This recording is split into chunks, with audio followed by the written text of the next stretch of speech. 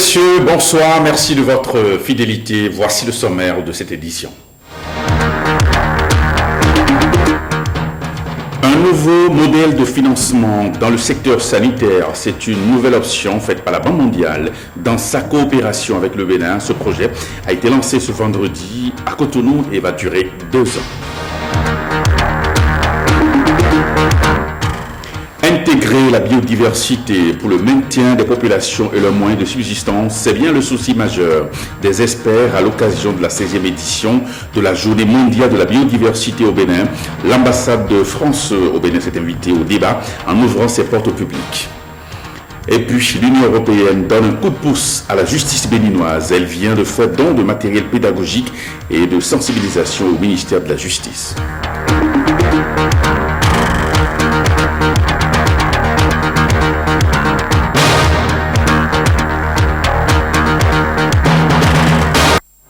Merci de votre attention. Alors, une interrogation. Quels sont les fondements juridiques des nominations à des fonctions dans l'administration? À part le journal officiel, doit-on ou non publier les nominations aux hautes fonctions? Alors, Serge Prince Abodjan, il est juriste, il nous décrypte le labyrinthe juridique des actes de nomination au micro de Monique Thoron et de Patrick Diosso.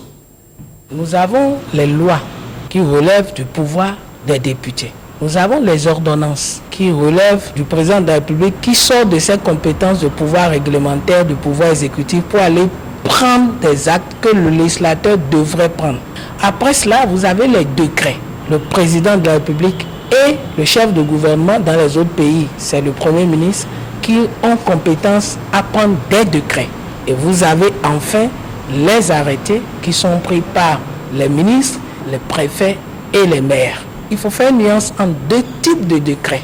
Il y a des décrets qui relèvent du président de la République en tant que chef de l'État, qui ne font pas l'objet de délibération au Conseil des ministres. Ces décrets, souvent, sont des actes individuels que le président prend. Si le président veut nommer son secrétaire particulier, par exemple, ou sa secrétaire particulière, il prend un décret, contrairement à un ministre qui prend un arrêté. Et c'est un acte individuel qui relève de son pouvoir. Cet acte ne fait pas l'objet de délibération du Conseil des ministres et donc peut ne pas faire l'objet de communiqué du Conseil des ministres. S'il prend un acte pour nommer son assistant, c'est un décret du président de la République qui ne fait pas l'objet de délibération en Conseil des ministres et donc qui ne peut pas ressortir dans le communiqué du Conseil des ministres. Par contre, il y a des actes individuels de nomination qui, ici, font l'objet de délibération en Conseil des ministres. Vous devrez normalement le voir dans le communiqué du Conseil des ministres. C'est des nuances à faire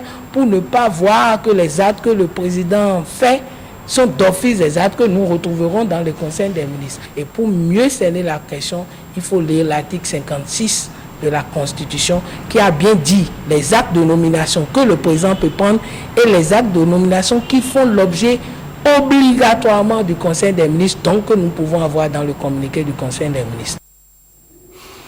Et puis une communication gouvernementale centralisée pour mieux planifier la politique communicationnelle et le suivi dans les ministères et structures sectorielles.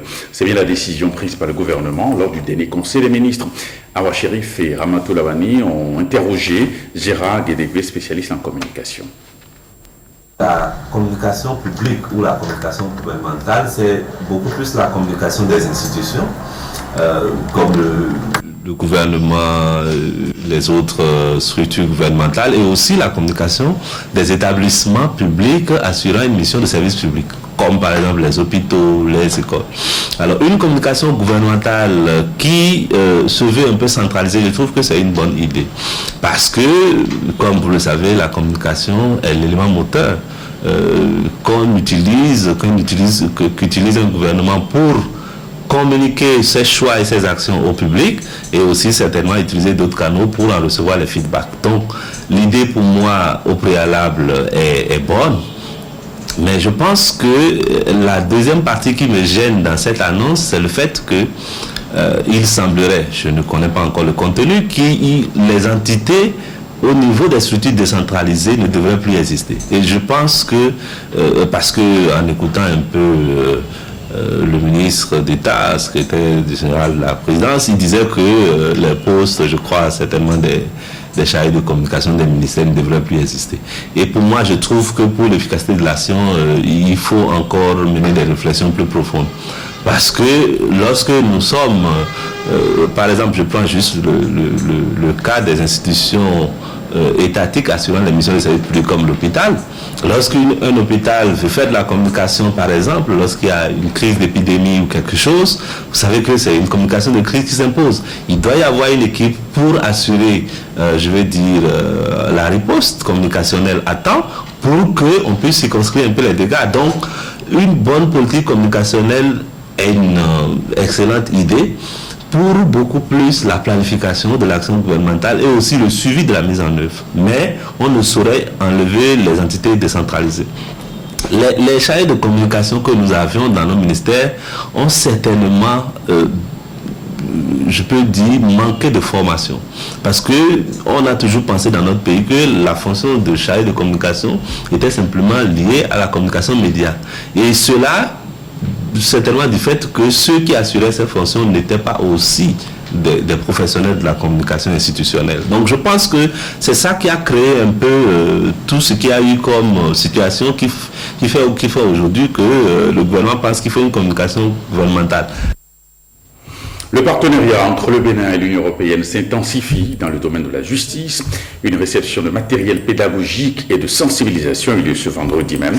C'était en présence du chef de la délégation de l'Union européenne au Bénin et des membres du cabinet du ministre de la Justice, Jérôme Mouba.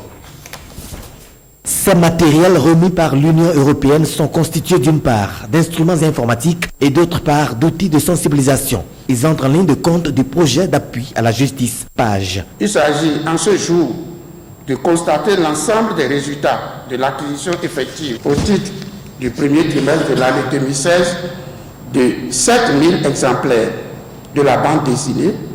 Petite Amida se marie déjà, dont 4000 exemplaires en Foufoubé, 1000 en Batonou et 1000 encore en Dédi, de 7000 exemplaires de bande dessinée Teta est-elle têtue, de 8 photocopieurs multifonctionnels et d'équipements de l'informatique, réseau, routeur, tweet, modem, etc. L'Union européenne n'est pas à son premier geste en termes d'accompagnement du secteur de la justice au Bénin. Nous voulons que votre pays soit en mesure de pouvoir travailler avec nous. Vous êtes dans un ministère essentiel. Essentiel. La justice est la première des attributions d'un collectif. Un collectif qui s'aime à soi-même doit pouvoir gérer et administrer la justice d'une façon nette, propre, sans conteste, rapide. Cette réception marque la phase d'exécution du PAGE et met en exergue l'atteinte des cibles des indicateurs de performance retenus dans ce programme. La 16e édition de la Journée mondiale de la biodiversité porte sur le thème « Intégrer la biodiversité pour le maintien des populations et le moyen de subsistance ». L'ambassade de France au Bénin s'est jointe à la célébration en ouvrant ses portes au public pour un voyage dans la biodiversité. Igor Arioso et Jean-Claude James pour le reportage.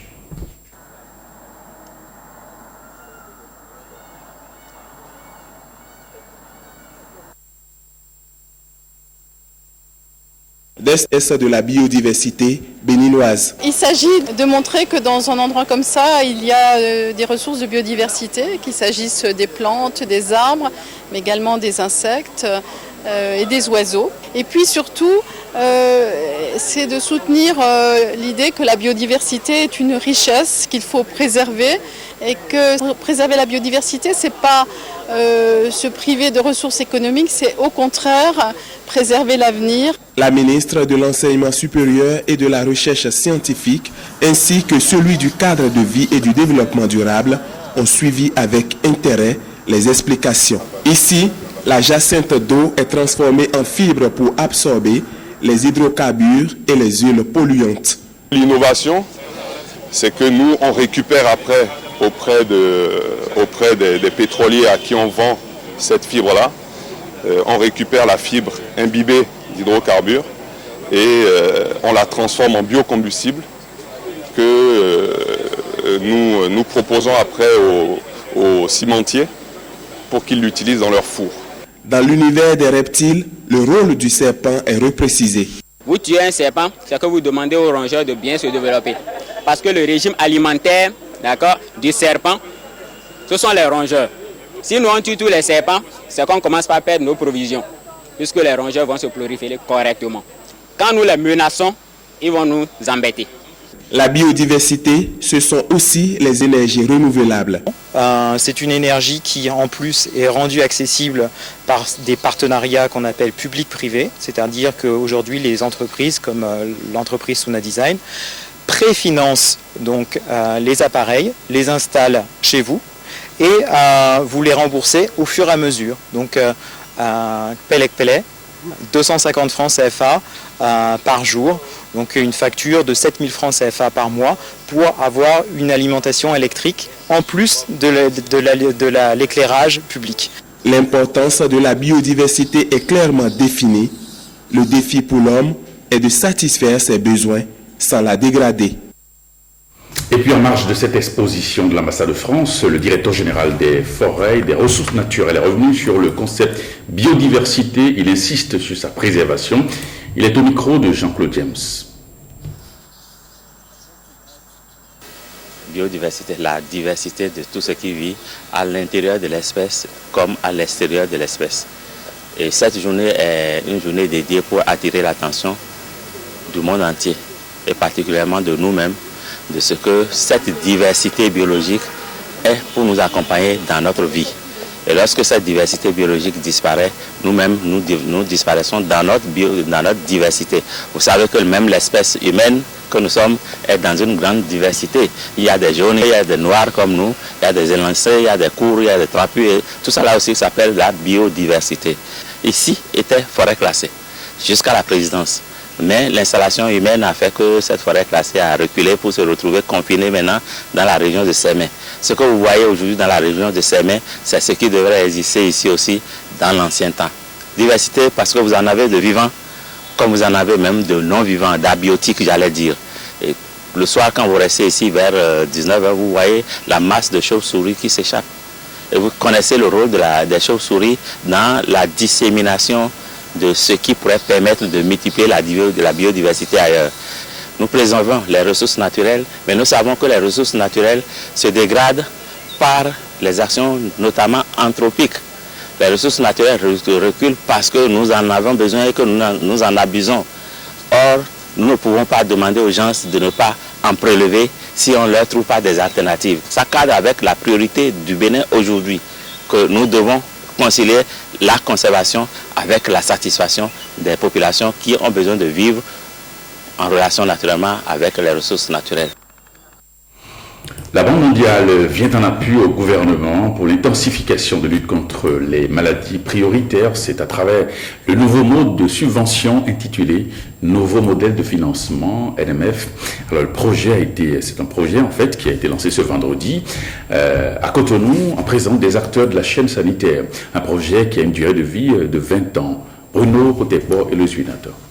42 milliards de francs CFA, c'est le fonds mis à la disposition du gouvernement béninois par la Banque mondiale pour venir à bout du VIH, SIDA, de la tuberculose et du paludisme, 3 maladies prioritaires dans la politique sanitaire nationale. Pour le paludisme, il y a 2 cibles principalement qui sont très vulnérables, à savoir les femmes enceintes et les enfants de moins de 5 ans. Donc en 2017, il y aura une grande campagne de distribution de moustiquaires imprégnés à longue durée d'action. Pour la tuberculose, nous avons un bon taux de succès thérapeutique, mais il y a des cas qui sont encore cachés. Au niveau du VIH-Sida, comme vous le savez également, c'est une maladie qui fait des ravages. Et ce que nous appelons aujourd'hui les populations clés. Les populations clés, c'est les professionnels du CES qui constituent le moteur de l'épidémie. Et les autres populations qu'on ne connaissait pas, mais que maintenant nous avons beaucoup d'informations, à savoir les hommes qui ont des rapports sexuels avec d'autres hommes et les consommateurs de drogues injectables. Les attentes sont donc à la hauteur de ce projet dénommé Nouveau modèle de financement, dont la coordination est assurée par 2 principaux récipiendaires. Il s'agit du Programme national de lutte contre le VIH-Sida, PNLS, et Plan international Bénin. Ce nouveau projet constitue pour nous, à Plan international Bénin, une précieuse opportunité pour accroître les résultats et assurer ainsi plus de visibilité aux subventions du Fonds mondial. Ces investissements très importants que le Fonds mondial met à la disposition du Bénin prennent en compte non seulement les 3 maladies prioritaires, mais aussi le renforcement du système de santé. Je voudrais vous assurer que tout sera mis en œuvre par mon département ministériel aux côtés de mon collègue en charge de l'économie et des finances pour satisfaire à ces exigences majeures afin de mobiliser la totalité des ressources mises à disposition par le Fonds mondial. Des résultats tangibles sont donc attendus au 31 décembre 2017. Et puis les organisations de la société et des élus locaux de la commune de Soava se préoccupent du niveau faible de l'éducation dans la localité. Une journée de réflexion sur l'éducation est initiée ce matin dans la commune pour asseoir un cadre devant servi de canevas pour le succès de l'éducation à Soava. Voyons le compte-rendu de Clotaire Arécon et de Petroni Locoso. Le développement des enseignements maternels primaires et d'autre part de l'enseignement. Autopsie du mal de l'éducation dans la commune de la Cruz de Soava, c'est à la faveur du projet autour de l'éducation à Soava. État de l'éducation à Soava et perspective, c'est le thème de cette journée de réflexion initiée par le consortium des organisations de la société civile appuyé par la GIZ. Il s'agit de créer des conditions idoines pour une bonne dispensation du savoir et assurer de fait de bonnes relations entre enseignants, enseignés et parents d'élèves.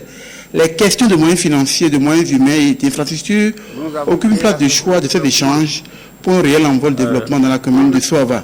Si nous sommes vraiment conscients et nous voulons le développement de notre commune, je dois souhaiter que chacun de nous essaie de laisser le moi et de laisser notre côté surtout partisan qui ne nous donne pratiquement rien pour que vraiment qu'on puisse dire qu'à partir de l'éducation à Soava, que Soava est bien développé, est bien quand même amorcé le point de départ pour le développement. Parce que je sais qu'en apprenant l'éducation même, il y a beaucoup de choses qu'on peut régler. Après le pain, l'éducation est le premier besoin du peuple, disait Danton. Et les cadres étudiants de Soava l'ont si bien compris, appuyé par le consortium des EFC, qui fait du volet éducation le point focal de cette activité depuis 2010. Nous constatons que ce qui reste à faire au niveau de l'éducation, c'est encore énorme, puisque nous sommes dans l'éducation, l'éducation étant la base de tout développement, nous ne pouvons pas aspirer à un bon développement sans mettre l'accent sur l'éducation. Nous ferons ce qui est en notre pouvoir, je l'avais dit tout à l'heure, pour chercher des solutions. Nos enseignants doivent travailler dans de bonnes conditions, nos apprenants doivent aller recevoir le savoir comme il le faut. Aujourd'hui, le donneur de savoir, quel enseignant, n'est pas dans de bonnes conditions. Le receveur du savoir, qui est l'apprenant également, n'est pas dans de bonnes conditions. Et donc, nous allons faire en sorte que et parents, et enseignants, et autres acteurs de l'éducation, que tout le monde se retrouve pour que l'éducation puisse véritablement prendre au niveau de Soava. Le dernier plan de développement communal de Soava inscrivait en lettre la question de l'éducation comme moteur de progrès de la localité. Et la présente journée de réflexion vient bien à propos pour accompagner les élus locaux et communaux de Soava. La Chambre nationale des notaires du Bénin organise la 11e édition des universités du notariat africain. Alors quel est le sens de cette opération? Élément de réponse dans cette interview réalisée par Wisland Bibla.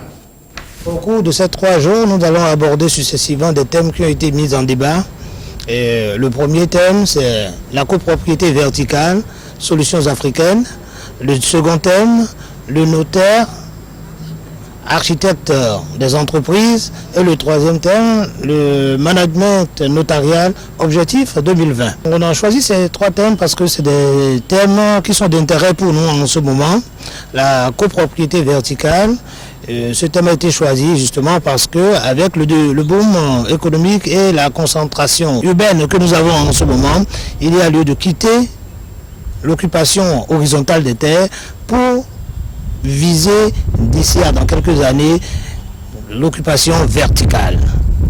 Voilà pourquoi ces thèmes-là sont pour nous d'intérêt aujourd'hui pour que nos populations comprennent qu'on peut, en plus de l'occupation horizontale, occuper verticalement les terres et avoir des titres de propriété là-dessus. D'ailleurs, le nouveau code foncier que nous venons d'adopter au Bénin a abordé la question de copropriété. le second. Le second thème, quant à lui, concerne l'architecture, l'ingénierie des entreprises. Et le notaire a dans cette matière également une bonne technicité qu'il pourrait mettre au profit de nos populations. Et troisièmement, le management notarial, c'est-à-dire l'administration, comment manager les affaires du notariat d'ici à l'an 2020.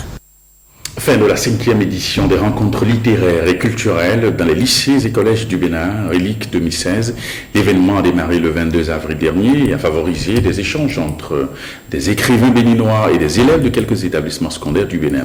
Le but étant de redonner le goût de la lecture à ces apprenants. La compétition finale des Reliques 2016 s'est donc tenue ce vendredi au CEJ Vedoko à Cotonou. Bristibozo, Ibrahim Lawani. Les géniteurs aussi ne sont pas à sa hauteur, encore moins les médecins et les charlatans. En lice pour cette finale des rencontres littéraires et culturelles, les 10 meilleurs élèves en français de 6 établissements secondaires de l'Atlantique littoral. Le sommet et l'infini de ta tendresse était là, devant toi, immobile comme un bijou. Chaque compétiteur est invité à faire le compte-rendu de lecture d'une œuvre littéraire de son choix. Celui-là qui est au centre de toute la pièce, c'est évidemment Vidaro. Il a montré sa position qu'il est contre, voilà, la tradition dahoméenne selon laquelle on tue des gens, des êtres humains. Au thème des présentations, c'est l'une des représentantes du collège Notre-Dame de Cotonou qui remporte le premier prix, constitué d'un coffret de 10 livres d'auteurs béninois et d'un dictionnaire. J'ai eu beaucoup de stress sur scène, je pense que ça a dû se voir, mais je suis vraiment heureuse d'avoir gagné et je félicite aussi tous mes concurrents parce qu'ils n'ont pas démérité. J'ai présenté Les fantômes du Brésil de Florent Kouazotti. J'en retiens que l'amour c'est beau et c'est fort et qu'il faut se battre pour. Le niveau assez élevé des candidats a séduit plus d'un, les membres du jury en l'occurrence. Les candidats ont un très bon niveau. Je ne m'attendais pas à autant d'excellence, surtout au niveau des filles. Je pense que quelque chose est en train de se faire sur le plan de la littérature. Et pour ça, il faut féliciter les professeurs, il faut féliciter les initiateurs des reliques, parce que c'est quelque chose qu'on ne doit plus laisser mourir. Oui, ces rencontres littéraires et culturelles dans les lycées et collèges du Bénin ont pour l'objectif de faire découvrir les écrivains nationaux et leurs œuvres aux apprenants. Vous savez, avec la nouvelle technologie, nos jeunes sœurs et frères lisent de moins en moins. En amenant l'écrivain vers l'élève avec le livre, peut-être que cela peut susciter en eux l'ambition de lire. La lecture, la littérature semble perdre du terrain dans les lycées et collèges. Cette initiative dénommée Relique compte les remettre sur les rails. 40e édition de la Journée internationale des musées, occasion pour jeter un coup d'œil sur ces lieux qui abritent nos vestiges des lieux ouverts gratuitement au public en ce jour. Et puis Francis Fanton et Patrick Diosso nous amènent faire un tour dans ces lieux sacrés. Reportage. Explication à de jeunes visiteurs. On est au Palais Royal Romain, à Fioba, à Robonou, à Djaché, Porto-Novo. Par groupuscule, les enfants viennent découvrir l'histoire vivante où des rois Té Agbanli, mort en 1729 à Degbefa, décédé en 1976, en passant par Dé Tofa, parti en 1908, le royaume est devenu la ville capitale du Bénin, Est-Dahomey. De ce musée, Sacré Palais Royal, allons à l'ancienne forêt sacrée, musée des plantes. Voici un arbre de plus de 300 ans, l'Iroko, roi des végétaux de la forêt. C'est devant ce géant de 40 mètres de taille que le roi faisait exécuter ou gracier les condamnés à mort. Un lieu où les élèves visiteurs viennent faire les cours en plein air sur les sciences de la vie et de la terre, SVT. Musée et paysages culturels, thème de l'année qui nous guide dans notre randonnée. Le jardin est bel et bien paysage culturel. Dans la tradition, le royaume devrait avoir une ou des forêts sacrées. Et donc celle de Robonou était établie ici. Le jardin, c'est le poumon vert de la ville de Porto-Novo. C'est obligatoire que chacun de nous puisse visiter cet espace-là afin d'en tirer profit, mais aussi afin de prendre conscience de ce que représente la nature. Coup de cœur avec le gestionnaire du jardin des plantes et de la nature. Ce jardin prolonge le musée des plantes en face. Maintenant, allons au musée ethnographique Alessandre Senou à Dandé.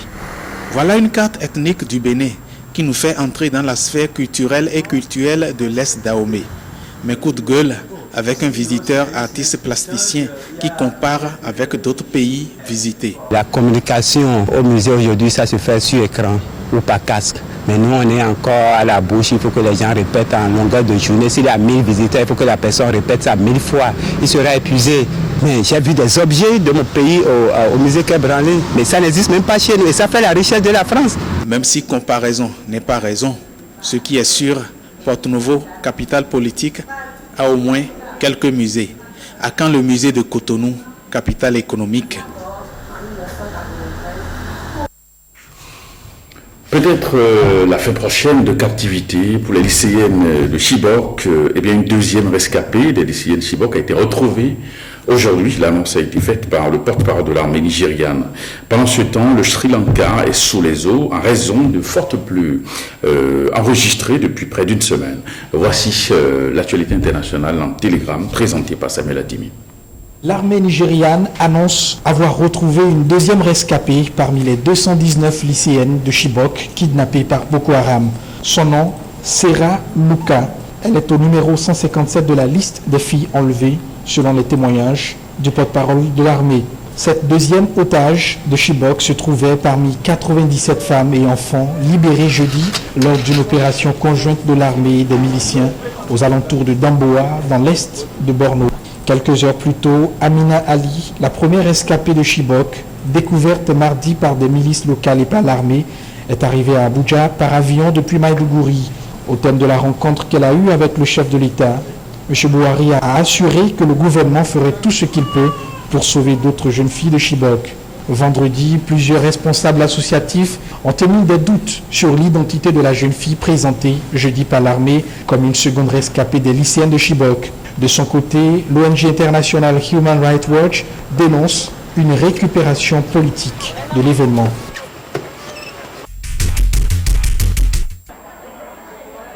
Au Sri Lanka, 500 000 habitants ont quitté leur logement ce vendredi après les inondations. Des habitants de Colombo ont fui sur des canaux pneumatiques et des radeaux de fortune. La capitale sri-lankaise en proie à des inondations à la suite de nouvelles pluies qui les ont contraints à quitter leur logement. Le Sri Lanka est touché depuis près d'une semaine par les plus fortes pluies enregistrées depuis un quart de siècle.